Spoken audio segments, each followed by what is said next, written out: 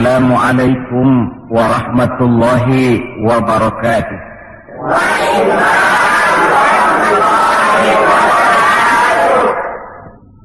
Bismillahirrahmanirrahim. Alhamdulillahi rabbil alamin. Wassalatu wassalamu ala asyrafil anbiya'i wal mursalin Sayyidina Muhammadin wa ala alihi wa ashabihil mujahidin at-tahirin, amma ba'du. Bapak-bapak, ibu-ibu, saudara-saudara, ma'asyiral muslimin rahimakumullah. Kita tahu bahwa sejarah sepanjang perjalanannya banyak mencatat orang-orang besar. Ada orang menjadi besar oleh karena pangkat, jabatan dan kekuasaannya. Apabila pangkat, jabatan dan kekuasaannya selesai, maka selesai kebesarannya sampai di situ. Ada orang menjadi besar oleh karena harta benda dan kekayaan yang dimilikinya. Bila suatu saat ia jatuh bangkrut, tamatlah kebesarannya sampai di situ. Ada pula orang yang menjadi besar oleh karena ia dibesar-besarkan dan berusaha setengah mati untuk mencapai kebesaran tadi. Bila satu saat terjadi pergeseran nilai, masyarakat mencemoohkannya, maka kebesaran itu pun selesai sampai di situ. Adapun Rasul yang kita peringati maulidnya saat ini, beliau besar bukan lantaran pangkat, jabatan dan kekuasaan. Beliau besar tidak karena harta benda dan kekayaan. Pun beliau menjadi besar tidak karena dibesar-besarkan oleh umatnya. Beliau besar karena dibesarkan oleh Allah Subhanahu wa ta'ala. Satu kali orang sudah dibesarkan oleh Allah, bagaimanapun usaha orang lain untuk mengecilkannya, orang itu akan tetap menjadi besar. Tetapi satu kali orang dikecilkan oleh Allah, satu negara orang mau mengangkat dia, kalau memang dasarnya potongan nyungsep, tentu kita akan naik ke atas juga. Jelas, Pak? Jelas? Apaan? Pokoknya jelas. Tidak ada seorang penulis pun, baik ia dalam Islam maupun dari luar Islam, jikalau mau bicara dengan jujur, yang tidak mengagumi kebesaran pribadi dan martabat Rasulullah sallallahu alaihi wasallam. Dalam satu kalimat yang indah, Imam Busairi di dalam qasidah burdahnya menjelaskan kepribadian beliau dengan untayan kata, kal badri fi syarafin wa zahri fi tarafin wal bahri fi karamin wa dahri fi himamin. Rasulullah itu, kata beliau, tinggi martabat bagai rembulan, tabah dan ulet laksana masa, dermawan bak samudra luas biru membentang, tabah dan ulet laksana masa. Itu sebabnya beliau oleh Allah dijadikan figur, dijadikan model dan pola sebagai contoh bagi kehidupan umat Islam. Sehingga di dalam Al-Quran Allah menyatakan, laqad kana lakum fi rasulillahi uswatun hasanah. Sungguh telah ada bagi kamu pada diri Rasulullah itu contoh teladan yang sangat baik. Timbul pertanyaan, mengapa Rasul menjadi contoh buat kita? Pertama, beliau menjadi contoh buat kita karena beliau manusia, hidup dan berjuang secara manusiawi. Kalau manusia disuruh mencontoh manusia, tentu wajar. Yang tidak wajar kalau manusia disuruh mencontoh jin atau malaikat. Maka dalam ayat Quran Allah menyatakan, laqad ja'akum rasulun min anfusikum. Sungguh telah datang kepadamu seorang rasul, yang rasul itu berasal dari jenis kamu manusia. Saudara-saudara, kalau rasul yang diutus Allah itu jin atau malaikat, kemudian berhasil di dalam tugasnya, barangkali kita tidak perlu kagum. Datang rasul ke dunia ini, rasulnya jin. Saya yakin satu dunia mungkin orang beriman semua, tetapi bukan karena ikhlas dan yakin, mungkin karena ngeri sama Rasulnya. Bayangkan kalau Rasul Jin dia turun ke alam ini dengan segala macam tingkah polanya, mungkin orang sedunia akan menjadi beriman. Yang kedua, Rasul menjadi contoh di dalam kehidupan kita karena pribadi beliau lengkap. Artinya, jikalau kita kebetulan seorang pemimpin, beliau juga pemimpin. Jikalau kita seorang jenderal, beliau memimpin tentara di medan perang. Jikalau kita seorang kepala rumah tangga, beliau punya anak dan istri. Jikalau kita seorang guru, beliau mengajar jamaah di masjid. Jikalau kita seorang pedagang, beliau pun pedagang yang jujur. Jikalau kita seorang mubalik, beliau juga berdakwah menyampaikan Islam kepada manusia. Di dalam keseluruhannya itu tercemin uswatun hasanah, contoh teladan yang sangat baik. Maka kehabisan alasan seorang muslim yang tidak mencontoh pribadi beliau. Oleh sebab itu ironi dan sangat kita sayangkan jikalau seorang muslim tahu betul sejarah kehidupan Benito Mussolini, dia hafal sejarahnya Adolf Hitler, dia tahu sejarahnya Napoleon Bonaparte, dia hafal benar ajarannya Karl Marx, tapi dia buta terhadap hidup dan kehidupan Rasulullah sallallahu alaihi wasallam. Saudara hadirin yang berbahagia, yang akan kita bicarakan pada kesempatan ini, bagaimana cinta Rasul kepada umatnya dan bagaimana sewajarnya cinta kita umatnya kepada beliau. Bahwa Rasul yang kita peringati maulidnya saat ini cinta betul kepada kita umatnya, dapat saya kemukakan beberapa data. Dari sini nanti kita introspeksi. Kalau tahulah kita begitu besar cinta Rasul kepada kita, apa tidak wajar kita juga cinta kepada beliau? Kalau logika ini sudah diterima, pembicaraan pun kita lanjutkan kepada bagaimana sih sebenarnya cinta kepada Rasul itu. Bukti pertama bahwa beliau cinta kepada kita.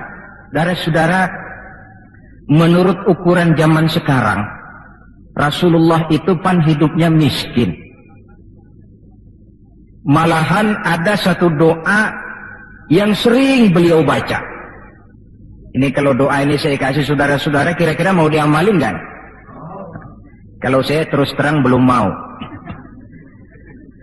Doanya begini, dan ini sering Rasul baca. Allahumma ahyini miskinan, wa tawaffani miskinan, wa hasyirni yaumal qiyamah fi zumratil masakin. Ya Allah, hidupkan saya dalam keadaan miskin, matikan saya dalam keadaan miskin, dan kumpulkan saya di akhirat nanti bersama golongan orang-orang miskin. Yang tadi sudah kadang bilang mau diamalin ini ya. Saya sudah bilang tadi saya belum tapi mau. Kita baca dalam sejarah beliau itu rumahnya kecil. Tidurnya di atas pelepah daun kurma, kadang-kadang sampai berbekas di pipinya. Sarapan paginya seteguk air zam-zam, sepotong roti, kadang 3 butir kurma. Di tengah kemiskinannya Allah pernah menantang beliau dengan kata, "Wala sawfa yu'tika rabbuka fatarda." Ada enggak tuh di Quran? Ada. Surah apa? Pokoknya Quran dah ya. Wala sawfa yu'tika rabbuka fatarda. Allah akan memberikan kepadamu wahai Muhammad apa saja yang menyenangkan hatimu. Apa yang kamu mau, ngomong saja, Allah berikan. Jikalau engkau Muhammad kepengen kekuasaan yang luas, kami angkat kau menjadi raja di raja, menjadi king of king, istilah kerennya. Jikalau kamu kepengen kaya Muhammad, itu Jabal Uhud sanggup menjadi bukit emas. Hingga itu di dalam Barzanji diceritakan, warawadathul jibalu bi an takuna lahu zahaban fa'aba. Jabal Uhud menawarkan diri menjadi bukit emas, tetapi Nabi menolak. Jikalau engkau wahai Muhammad kepingin wanita cantik, bilang saja anak siapa. Ditawarkan semacam ini, beliau menjawab, "Idzan ya Rabb, La arda wa wahidun min ummati finnar. Kalau memang demikian ya Allah, apapun saja yang diberikan kepada saya, berikanlah saya kekuasaan yang luas, berikan saya emas sebesar Jabal Uhud, berikan saya kekayaan yang tak ternilai sekalipun, seluruhnya tidak akan sanggup menyenangkan hati saya selama saya dengar masih ada satu saja umat saya yang masuk ke dalam neraka. Ternyata di tengah kemiskinannya, tawaran harta tidak menggiurkan beliau. Tawaran kekuasaan tidak menggiurkan beliau. Yang difikirkan siang malam adalah keselamatan kita umatnya ini. Cuma kadang-kadang kita umatnya yang dipikirin ini seperti pepatah, ada itu pepatah Prancis, balung-balung langka dagingnya, ditulung-tulung langka elinge. Ya, saudara tentu tahu artinya itu, tidak usah saya terjemahkan. Bukti pertama. Bukti yang kedua, ketika turun perintah hijrah, ketika itu posisi umat Islam di Mekah sudah sangat terpepet. Sebagian sahabat sudah mengusulkan kita hijrah saja ya Rasul. Kata Rasul, sabar mas. Hijrah sih hijrah, tapi ini komando belum turun. Sebab kita tahu kebijaksanaan apapun yang beliau ambil tentu menunggu wahyu.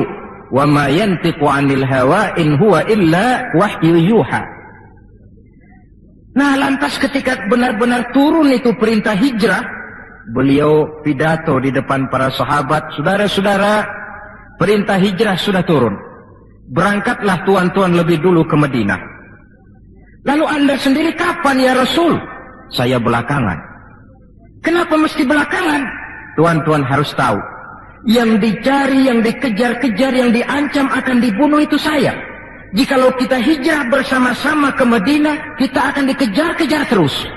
Tapi kalau tuan-tuan berangkat lebih dulu ke Madinah, sementara saya tetap berada di kota Mekah ini, tuan-tuan akan sampai ke kota Mekah dengan tenang dan selamat, sebab saya yang mereka cari masih tetap berada di kota Mekah. Keadaan begitu kritis, tapi umatnya dulu disuruh hijrah, beliau bertinggal di kota Mekah menghadang mara bahaya. Ini rupanya pemimpin lebih mementingkan keselamatan orang yang dipimpinnya daripada keselamatan dirinya sendiri. Enggak mentang-mentang turun perintah hijrah terus ngepak koper, udah ya gue duluan. Tidak, umatnya yang disuruh berangkat dulu, keselamatan umatnya yang dipikirkan, cintanya kepada umatnya. Bukti yang ketiga, saudara-saudara, bahwa Rasul cinta kepada kita. Dikala beliau akan datang ajal, hari Senin tanggal 12 Rabiul Awal seperti hari kelahirannya. Dikala itu sakit beliau sudah agak payah. Datang waktu subuh di Madinah ini, Bilal pun azan di masjid. Selesai azan, sebagian sahabat melakukan sholat sunnah qobliyah, lalu menunggu kedatangan baginda Rasul sallallahu alaihi wasallam untuk mengimami sholat subuh. Lantaran ditunggu lama tidak datang, akhirnya Bilal diutus menjemput baginda Rasul. Ketika sampai di rumah, beliau berkata, Bilal, sakitku sudah agak payah ini. Rasa-rasanya tak kuat lagi aku jadi imam. Kau kembalilah ke masjid, sampaikan ini kepada semua sahabat, dan minta kesediaan Abu Bakar menjadi imam. Bilal dengan muka sedih dan air mata berurai membasahi pipi, berangkatlah ke masjid. Saudara-saudara, baginda Rasul sudah tidak kuat lagi mengimami sholat. Beliau perintah Abu Bakar untuk menjadi imam. Kata Abu Bakar, saya tidak mau jadi imam kalau baginda Rasul masih hidup. Ini termasuk akhlak, etika para sahabat. Akhirnya satu masjid nangis semua. Sholat subuh belum nangis. Sampai tangisan itu kedengaran ke rumah Nabi. Beliau berkata kepada putrinya Fatimah, coba kau lihat kenapa orang di masjid nangis. Setelah Fatimah kembali lapor, Abah, mereka sedih karena sadar bahwa saat berpisah sudah hampir datang. Kalau begitu, suruhlah Bilal kemari. Datang Bilal, dipapah Rasul berangkat juga ke masjid mengimami sholat. Sholatnya ringkas karena beliau sakit. Dan memang beliau juga mengajarkan, idza amma ahadukumun nas falyukhaffif. Kalau kamu jadi imam, ringankan sholatmu. Kalau jadi imam, jangan panjang-panjang. Sebab apa? Di belakang kamu, yang jadi makmum itu orangnya tidak sama semua. Ada orang tua yang diri saja sudah payah. Ada orang yang punya penyakit darah tinggi, kalau sujud kelamaan kepalanya ngebet. Ada yang habis sholat janji mau terima duit, kakinya sudah gatal kepengen pulang. Kalau jadi imam, jangan lama-lama, kata Rasul. Tetapi kalau kamu sholat sendirian, falyutawil masya'a, persilakan sepanjang yang menurut kamu mau. Jangan mentang-mentang sudah dipilih jadi imam, overacting. Jadi imam sholat isya, rakaat pertama selesai Fatihah surah Baqarah. Rakaat kedua selesai Fatihah surah Yasin. Namanya makmum, tidak punya alternatif, tidak punya pilihan, ikut sih ikut. Tapi kan hatinya kan ngedumel. Paling sekali ini doang dah gua sembahyang di sini. Besok nggak bakalan gua balik lagi. Kenapa? Imam nggak tahu diri. Jadi bahasa lain, kalau dalam bahasa sosial ini, imam harus ngerti aspirasi makmum. Pemimpin mesti tahu kehendak orang yang dipimpinnya. Kalau tidak, yang akan timbul pasti partisipasi semu. Yang saya khawatir, kalau makmum dipaksa mengikuti maunya imam, yang akan makin subur ialah timbulnya mental-mental munafik. Manis jika berhadapan, balik belakang lain bicara. Pandai bermain minyak di atas air, tapi pada gilirannya menggunting dalam lipatan, menjegal kawan seiring. Sopannya kayak belangkon, depan rata, belakang ngepelin. Tentu kan tidak enak timbul partisipasi yang semacam ini. Selesai sholat, baginda Rasul bangun, lalu pidato singkat di depan para sahabat. Saudara-saudara, rasa-rasanya saat berpisah sudah akan datang. Lama kita bergaul, tentu sedikit banyak terjadi kesalahan yang saya lakukan. Maka barang siapa yang pernah saya pukul tanpa saya sengaja, balaslah sekarang. Barang siapa yang hartanya pernah saya ambil tanpa alasan yang hak, silahkan dia tuntut dari saya. Mana ada pemimpin menjelang wafat ini minta dipukul oleh umatnya. Hening suasana, sahabat terfekur semua, berurai air mata. Di dalam keheningan yang demikian rupa, tiba-tiba seorang sahabat bangkit. Saya ya Rasul. Ada apa? Sahabat itu namanya Sawad. Sesuai dengan namanya, orangnya rada hitam. Ya Rasul, dalam satu peperangan, Tuan mau mecut onta. Tuan sih mungkin nggak lihat bahwa saya di belakang onta itu. Saya kena pecut. Jadi bagaimana? Ya saya nuntut balas dong. Ini sahabat yang lain jengkel nih, Sawad gila juga. Orang sudah mau berpisah begini, masih nuntut balas. Baik Sawad, Umar, tolong ambilkan cambuk. Sayyidina Umar sambil nyariin cambuk. Sawad, kalau bahasa kita, gua talangin aja dah. Gak usah Rasul, saya saja yang kau cambuk. Kata Nabi Umar, biar dia kena cambuk saya, biar dia balas saya. Silakan Sawad. Ya Rasul, apa lagi? Waktu saya kena cambuk Tuan, saya nggak pakai baju. Jadi biar seri dong. Tuan juga bukalah baju Tuan. Baik, Rasul buka bajunya. Ketika baju sudah dibuka, Sawad buang cambuk itu. Dia berlari merangkul badan Rasul seerat-eratnya. Sampai sebagian sahabat makin bingung. Ini apa maunya Sawad? Ya Rasulullah, saya tahu sebentar lagi kita akan berpisah. Saya tidak tahu apa di akhirat nanti kita bisa kumpul. Kalau saya untung masuk surga, mungkin kelas saya di surga lain dengan kelas Tuan. Itu kalau saya ke surga. Kalau saya nggak ke surga, sudah terang kita nggak akan ketemu. Maka sebelum saya berpisah dengan Tuan, saya kepengen kulit badan saya yang hina ini bersentuhan dengan kulit badan Tuan yang mulia. kalau saya nggak akal-akalin begitu, Tuhan nggak bakalan buka baju katanya. Oh, rupanya itu yang dimaui Sawat. Sehingga Rasul dalam keharuannya beliau berkata, siapa yang ingin melihat contoh salah seorang penduduk sorga, lihatlah Sawat ini, karena dia cinta benar kepada saya. Setelah itu beliau kembali ke rumahnya, berkata kepada putrinya Fatimah, kalau ada tamu bilang Abah sudah tidak bisa terima tamu. Baik Abah. Sementara Allah memerintahkan malaikat maut datang, malaikat maut turun kau ke alam, ambil roh kekasihku Muhammad. Turun malaikat maut dalam bentuk manusia. Ketuk pintu, keluarlah Fatimah putri baginda Nabi. Tuan, maaf saja, ayah tidak terima tamu. Katakan, saya yang datang. Melihat roman muka orang ini, Fatimah gemetar seluruh badannya, lalu kembali kepada ayahnya, ayah, ada tamu. Saya bilang ayah tidak terima tamu. Dia malah berkata, katakan saya yang datang. Melihat roman mukanya, gemetar seluruh tubuh saya. Hebat orang ini. Siapa si ayah? Baginda senyum. Fatimah, kau tahu siapa yang datang? Tidak tahu ayah. Yang datang itu Fat, hadimul lazat wa qati'us syahwat.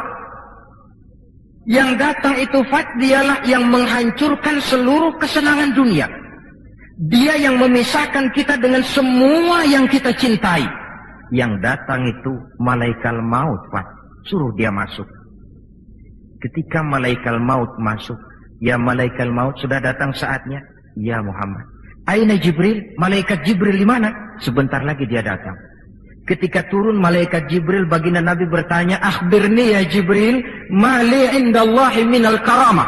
Wahai Jibril, tolong beritahu saya. Kalau sebentar saya menghadap Allah, kehormatan apa yang diberikan Allah kepada saya? Tidak usah khawatir Muhammad, kata malaikat Jibril. Inna abwabas sama qad futihat, wal malaikatu saffu sufufan yantaziruna li ruhik. Pintu langit sudah dibuka. Malaikat sudah berbaris menunggu kedatangan rohmu yang suci. Alhamdulillah. Kalau itu saya ya? Iya. Kalau umat saya bagaimana Jibril? Umat saya, umatmu, iya. Umatmu juga jangan khawatir Muhammad. Allah sudah memberikan fasilitas, kata Allah, inni haramtul jannata ala sairil umam hatta tadkhulaha ummatuka. Surga ku haramkan buat seluruh umat, kecuali kalau umatmu Muhammad sudah masuk ke dalamnya. Ini fasilitas, jadi sungguh pun kita umat terbelakang menurut abjad, tapi disuruh diberi fasilitas masuk surga lebih dahulu ketimbang umat-umat yang lain. Alhamdulillah, kalau begitu legalah saya, kata Nabi. Mari malaikat maut persilakan, saya ikhlas. Lalu diambillah ruh beliau perlahan-lahan, naik ruh itu ke lutut, ke pusat, ke dada, sampai ruh di tenggorokan. Fatimah dekatkan telinganya ke bibir ayahandanya yang mulia itu. Suara terakhir yang sempat direkam oleh Sayyidatuna Fatimah, bisikan terakhir menjelang wafat, 3 kalimat.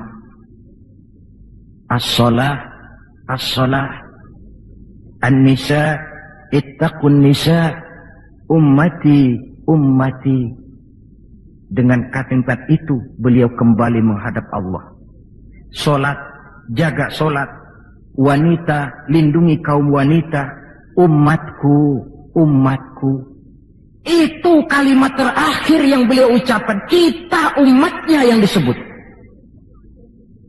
Manalah di dunia ini pemimpin yang sempat nyebut umatnya dikala mau ajal.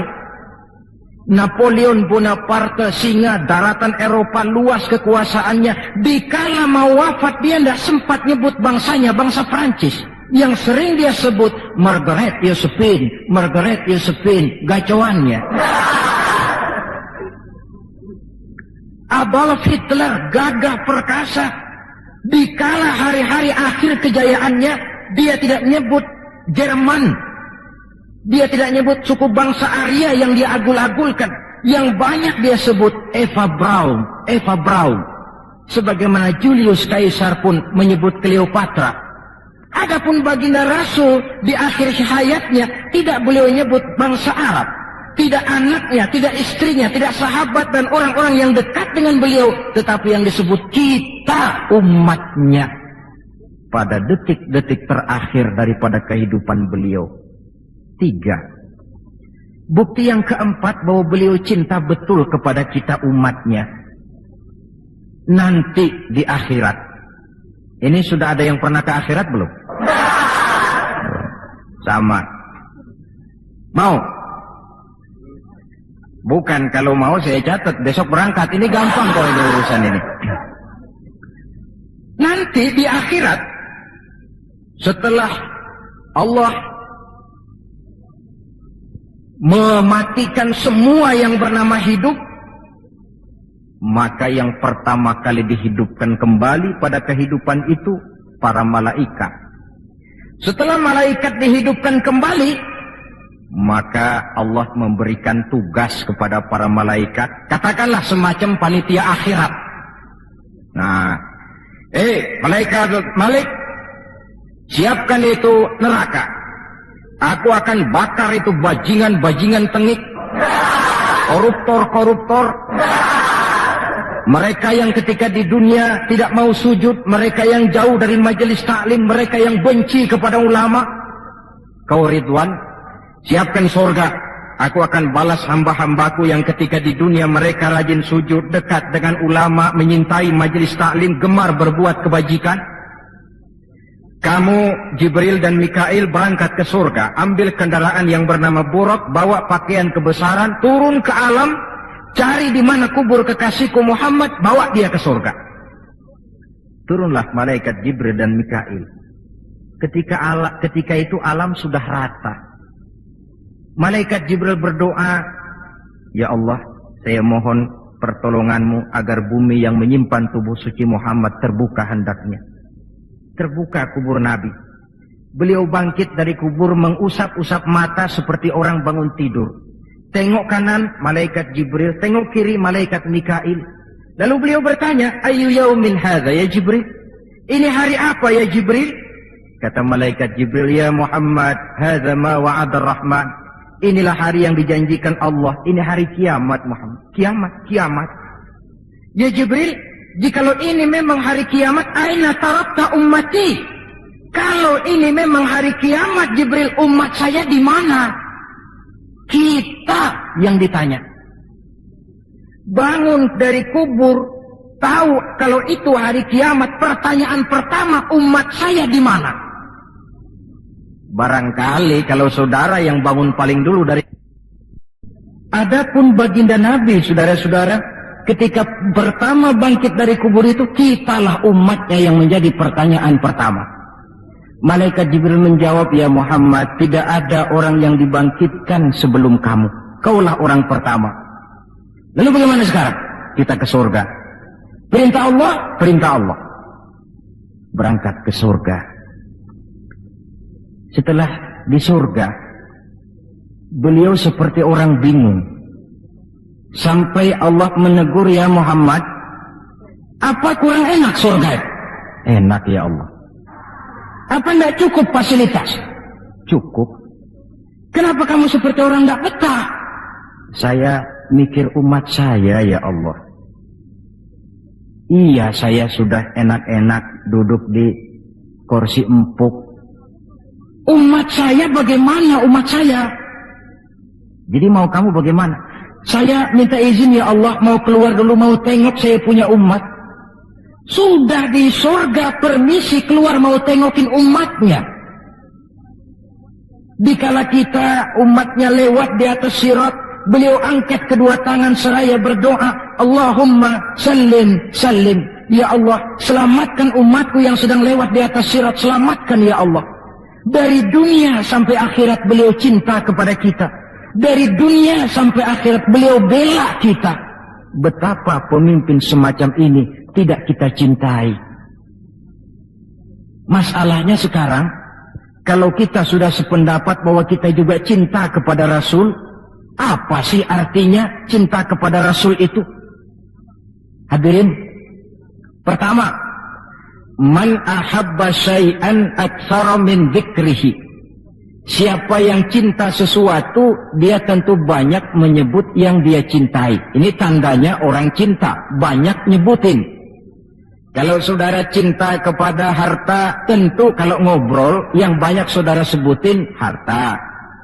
Kalau saudara lagi ngobek tanah, seneng cinta sama tanah, asal ngobrol di warung mesti tanah yang dimeterin. Walaupun tanah orang.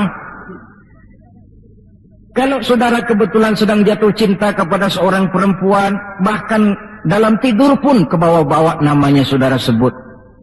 Orang yang cinta sesuatu, dia banyak menyebut yang dia cintai. Cinta kepada Nabi, banyak menyebut Nabi. Menyebut Nabi apa lalu? Muhammad, Muhammad, Muhammad, Muhammad. Tentu bukan. Sebab kita tahu dalam kehidupan sehari-hari saja kita punya tata krama. Gubernur lewat, tentu tidak berani kita secara langsung menyebut namanya. Mesti kita berkata, itu ada Bapak Gubernur lewat. Kita sebutlah predikatnya.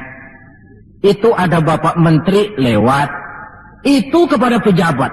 Antara pula kepada seorang junjungan alam. Banyak menyebut Nabi artinya banyak membaca sholawat kepada beliau.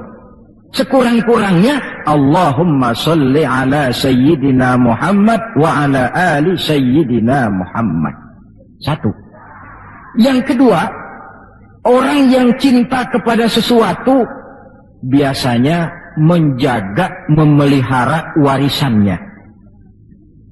Kita punya orang tua meninggal dunia, ada warisannya, tentu kita jaga sebaik-baiknya. Sudahlah, nggak bisa nambahin, sekurang-kurangnya nggak jualin melulu. Jikalau Rasul meninggalkan kita, jelas beliau tidak meninggalkan harta. Beliau tidak meninggalkan kebun, pabrik, tanah dan sebagainya. Tapi beliau meninggalkan warisan kepada kita untuk kita jaga, kita pelihara bersama. Apa yang warisan yang beliau tinggalkan? Prinsipnya 3. Yang kedua terdapat dalam hadis, taraktu fikum amrain lan tadillu ma in tamassaktum bihima abada, kitab Allah wa sunnata rasulih. Aku tinggalkan kepadamu 2 perkara yang jikalau kamu mau berpegang teguh kepada keduanya, kau tidak akan sesat untuk selamanya. Quran dan sunnah Rasul. 2. Warisan yang ketiga dalam hadis, al-ulama warasatul anbiya. Ulama adalah ahli waris Nabi.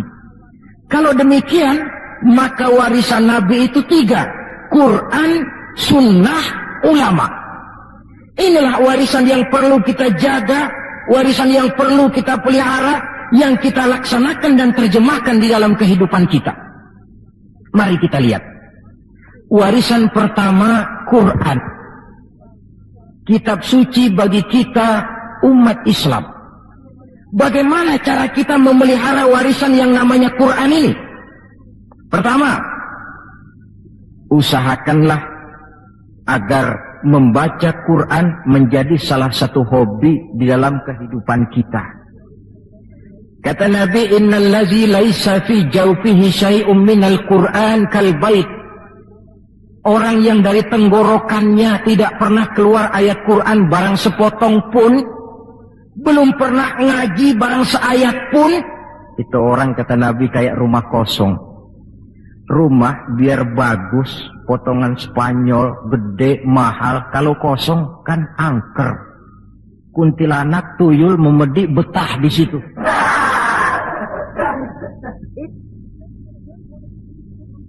Dan oleh karena Quran ini produk Allah, dibaca dalam segala keadaan pantas. Di gubuk reot di pinggir kali ada orang baca Quran, pantas. Di rumah mewah ada yang baca Quran, cocok. Kemudian orang sedih baca Quran, terhibur. Orang gembira baca Quran, tidak menjadi lupa diri. Di istana ada yang baca Quran, pantas. Di depan kubur ada yang baca Quran, pantas. Orang kawin dibacakan Quran, bagus. Orang mati dibacakan Quran juga cocok. Lantaran dia produk Allah. Setelah membacanya, lalu meningkatkan kepada tahapan yang kedua. Mencoba memahami isinya. lewat segala kesempatan yang memang mungkin, entahlah dengan jalan mengaji, tukar pikiran, diskusi, banyak membaca, tetapi tentu dengan catatan bahwa kita memahami Al-Quran ini tidak bisa mengandalkan kemampuan intelektual semata-mata, seperti yang banyak gejalanya terjadi di zaman sekarang ini, di mana orang mencoba menggali hakikat Quran dengan mengandalkan kemampuan intelektualnya. Kadang-kadang bahasa Arab saja nggak ngerti, dia gali Quran cuma sekedar lewat terjemahannya. Yang saya khawatir akan timbul kecenderungan di mana orang mikir dulu baru nyari ayat. Akhirnya ayat Quran dicocok-cocokin sama pikirannya. Bukan ada ayat dipikirin, tapi malah mikir dulu baru mencari ayat. Saudara hadirin, munculnya pesantren-pesantren kilat dalam upaya memahami Islam. Secara pribadi saya bersyukur, merasa gembira. Tetapi yang saya sayangkan jikalau dengan pesantren kilat itu lalu merasa bahwa diri sudah cukup. Setelah nyantren 1 minggu pesantren kilat, keluar pesantren sudah kayak pendekar. Ulama anu salah, kiai anu gak bener, ustad anu salah, semua ulama-ulama salah. Baru nyantren seminggu sudah semuanya salah. Lebih celaka lagi kalau nanti upaya memahami Islamnya, ini dalam bahasa sosialnya disebut frame of reference, seperti orang buta kenal gajah, yang mati-matian mempertahankan teori bahwa gajah itu tipis dan lebar seperti kipas, cuma karena kebetulan yang dia pegang baru sekedar telinga gajah. Maka upaya memahami Al-Quran tidak bisa dilepaskan kaitannya dengan bantuan orang yang ahli di bidang itu.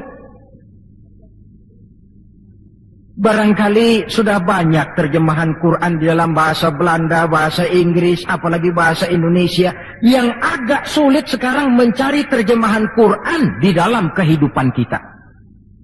Saya sering ambil contoh ringan, umpamanya nih sensus versi saya.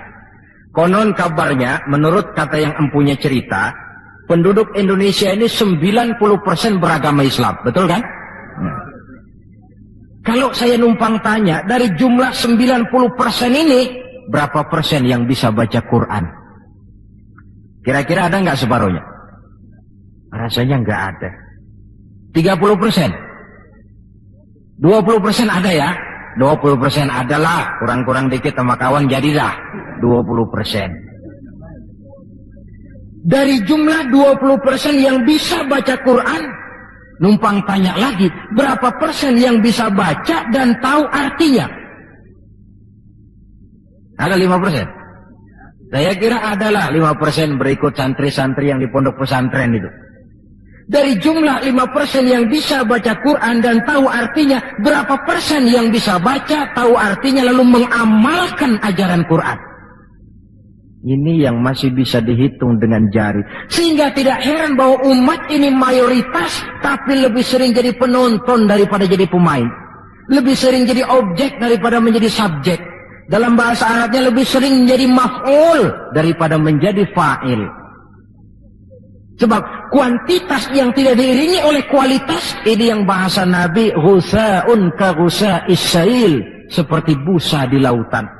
Banyak tapi centang perenang, banyak tapi tidak punya daya dan kekuatan, dihempaskan ke tepian pantai tanpa punya makna dan arti. Kadang kita baca Quran, tapi sementara di pihak lain kita juga yang menginjak-injak isinya. Kita baca ayat, wa ahallallahu al-bai'a wa harrama riba. Allah halalkan jual beli, Allah haramkan riba, tapi renten ditelan terus. Kita baca ayat, wa qasimu bihablillahi jami'an wa la tafarraqu. Berpegang teguhlah kepada tali Allah, jangan kamu bercerai-berai, tetapi sesama muslim main pelotot-pelototan jalan terus. Yang kita baca kadang-kadang, kita juga yang menginjak-injaknya. Ini warisan pertama, Al-Quran. Warisan yang kedua, sunnah Rasulullah Sallallahu Alaihi Wasallam. Yang diantara fungsinya menjelaskan apa yang oleh Al-Quran tidak dijelaskan dalam bentuk detail. Quran misalnya cuma mengatakan aqimis sholat, dirikan sholat. Bagaimana cara sholat? Tidak ada dalam Quran. Bahwa sholat mesti takbiratul ihram, mesti tahiyat, mesti ruku duduk di antara dua sujud. Tidak ada dalam Quran.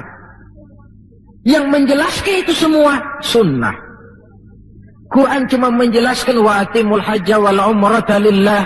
Laksanakan haji dan umrah karena Allah. Bagaimana manasik haji? Bagaimana jumrah, bagaimana tawaf, bagaimana sa'i. Tidak ada dalam Quran. Sunnah menjelaskan semua itu. Nah, untuk memahami Quran dan sunnah, jalan apa yang kita tempuh? Jalan melalui warisan yang ketiga, yaitu para ulama. Diakui atau tidak, kita hutang jasa kepada para ulama. Yang dengan tekun, dari musola ke musola, dari pesantren ke pesantren, dari pengajian ke pengajian, membimbing, menjaga dan memelihara umat ini. Mereka tidak digaji, mereka pun tidak mendapat beras, hidup pun kadang-kadang miskin. Tapi lantaran panggilan moral menjaga, memelihara, membentengi akidah umat ini. Bersyukur kita bangsa Indonesia punya ulama dan punya umara. Kedua-duanya penting, kedua-duanya berjasa, kedua-duanya membangun. Tidak ada yang satu lebih penting dari yang lain. Cuma bidang pembangunannya saja yang lain-lain. Orang kadang-kadang usil, Pan. Apaan ulama katanya, kerjanya ngomong doang. Sekarang kan zaman pembangunan, perlu karya nyata. Mana ada kiai bangun jembatan? Ngomong aja. Ini saya pikir orang bicara begini ini nggak ngerti masalah. Bukankah asas manajemen yang modern saja mengajarkan the right man on the right job, the right man on the right place, bahwa orang harus ditempatkan sesuai dengan proporsinya. Nah, kalau kiai disuruh bangun jembatan, apa Pak Lurahnya mau ngajar tafsir? Setiap kita membangun, cuma bidang pembangunan kita yang berbeda-beda. Dan kenyataan makin menunjukkan kepada kita, saudara-saudara, sekarang ini yang namanya ulama, maaf-maaflah, sudah merupakan jenis makhluk langka. Malahan barangkali sudah termasuk jenis makhluk yang harus dilindungi dari kepunahan ini. Dan mencetak sarjana lebih gampang ketimbang mencetak kiai. Saudara mau jadi sarjana, taruh sekolah 22 tahun dah, udah campur nggak naik itu. Ya cobalah kalau TK 1 tahun, TK 1 tahun, SD 6 tahun, PAN 7 tahun, SMP 3 tahun, 10 tahun, SMA 3 tahun, 13 tahun, kuliahlah 5 tahun, 18 tahun, cadangan nggak naik lah 4 tahun. Masa dicadangin nggak 4 tahun nggak selesai, sarjana tinggal pilih. Tapi saudara ngaji dari kecil sampai 20-30 tahun belum tentu loh jadi kiai. Dan nggak bisa minta. Mas, gua kan ngaji melulu, panggil gua kiai, kenapa sih? Loh, kiai minta begini kan nggak bisa. Kalau ilmunya diakui, akhlaknya jadi contoh, perjuangannya diteladani, umat bersimpati, lalu masyarakat beramai-ramai secara praktis menyebutnya kiai. SK-nya itu di tangan umat. Oleh karena SK-nya di tangan umat, dia tidak kenal pensiun dan jam kerjanya pun 24 jam. Kapan umat perlukan, dia mesti berangkat. Yang saya khawatir, kelangkaan ulama ini menyebabkan terjadinya pergeseran nilai. Dan ini pernah dianalisa oleh baginda Rasul Sallallahu Alaihi Wasallam. Apa kata beliau? Inna min asyrati sa'ah. Sesungguhnya di antara tanda-tanda kiamat. Nggak usah mikirin kiamat beneran dah. Saya juga nggak pengen ngalamin. Kiamat mini. Kiamat kecil-kecilan. Apa itu? Hancurnya sendi-sendi kehidupan sosial. Maksiat merajalela, munkarat menjadi-jadi.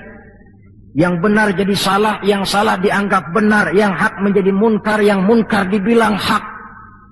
Kemakmuran cuma kata, keadilan cuma teori. Hukum kayaknya cuma buat orang kecilan, orang gedean, kagak mempan hukum. Padahal hukum kalau sudah pandang bulu, terang yang enak yang banyak bulunya. Siapa yang banyak bulunya? Monyet. Kalau kalau hukum pandang bulu, monyet keenakan. Pergeseran nilai terjadi. Kiamat macam ini yang kadang-kadang kita temukan dalam kehidupan. Penyebabnya apa? Kata Nabi yang pertama, ayurfa'al ilmu. Ilmu diangkat oleh Allah. Bagaimana cara Allah mengangkat ilmu dan apa maksudnya? Allah mengangkat ilmu pertama dengan jalan mematikan ulama. Makin banyak ulama wafat, makin banyak ilmu ditarik. Yang kedua, kurangnya minat orang belajar agama. Majelis taklim yang non formal atau yang formal seperti madrasah dan pesantren. Pikiran orang sudah pikiran perut. Sekolah sama dengan ijazah, ijazah sama dengan lapangan kerja. Dalam kondisi macam itu, madrasah mendapat perhatian sebelah mata. Maksudnya apa ilmu ditarik ini? Agama dikucilkan. Kalau 1-2 kali disebut-sebut agama itu cuma alat pelengkap saja. Agama cuma pidato, agama cuma seminar, agama cuma kongres, agama cuma muktamar. Tapi bahwa agama jauh dari kehidupan sehari-hari, itu merupakan realita. Agama sudah tak ubahnya dengan daun pisang yang dikait di tepian jalan lantaran diri tak berpayung di ketika hari hujan. Dan manakala hujan usailah sudah, daun itu pun dicampakkan di tepi jalan, diinjak pula orang nan lalu. Dikala dilihat agama membawa untung, rame-rame teriak agama. Coba lihat tahun 65 begitu PKI meletus, wah rame-rame, banyak mobil-mobil mewah parkir di masjid. Begitu keadaan aman, cuman sepeda butut yang ketinggalan di depan masjid. Ini yang Allah jelaskan watak begini ini. Kullama adha'a lahum masyaw fih wa idza azlama alaihim qamu. Mentalitas munafik. Waktu terang mereka berangkat, waktu gelap mereka mandek. Ketika di Islam dilihat ada untungnya, rame-rame teriak Islam. Asal ada untungnya, Pak, saya Islam Pak, KTP saya aja Islam. Waktu ada untungnya. Tapi ketika diminta berjuang, dituntut berkorban, yang lain dulu dah.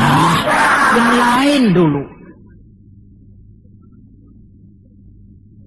Nah, kalau ilmu sudah ditarik, timbul ekses berikutnya. Apa kata Nabi?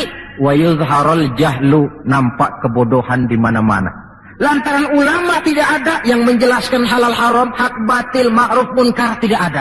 Orang hidup menurut seleranya, timbul permissive society.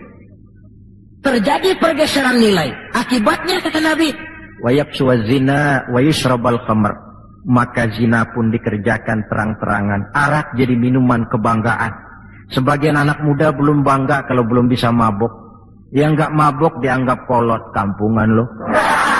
Bikin malu baru kena segelas sejodoh miring. Cengeng, teman kita no hebat sampai nyungsep di comberan. Yang nyungsep hebat. Terjadi pergeseran nilai. Lantaran apa? Ilmu ditarik, ulama banyak wafat, minat orang belajar agama berkurang. Maka sekali lagi bersyukurlah kita bangsa Indonesia punya ulama dan punya umarok.